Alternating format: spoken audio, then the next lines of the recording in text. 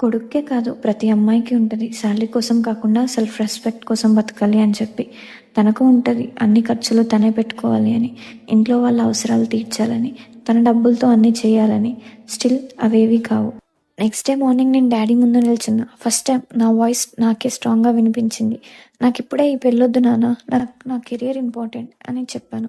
ఆ మాటతో daddy face చూశాక నాకు అర్థమైంది వాళ్ళకి నా డిసిషన్ నచ్చలేదని. కానీ షాక్ ఏంటంటే డాడీ చాలాసేపు ఆలోచించి నాకు ఒక కండిషన్ పెట్టాడు. 6 monthsలో నా కెరియర్ నేను ప్రూవ్ చేసుకోలేకపోతే వాళ్ళు చూపించిన ఆ సంబంధాన్ని చేసుకోవాలని చెప్పి. నాన్న చెప్పిన ఆ కండిషన్ ఒప్పుకొని నేను సిటీకి వచ్చేసా.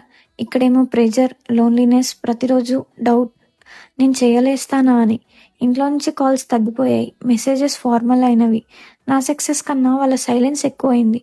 ఎక్కడ స్టార్ట్ చేయాలో కూడా తెలియని స్టేజ్లో ఉన్నా. జాబ్ కోసం అప్లై చేస్తున్నా, ఇంటర్వ్యూస్ అటెండ్ అవుతున్నా. ప్రతి రిజెక్షన్ నా కాన్ఫిడెన్స్ని కొంచెం కొంచెంగా తగ్గించింది.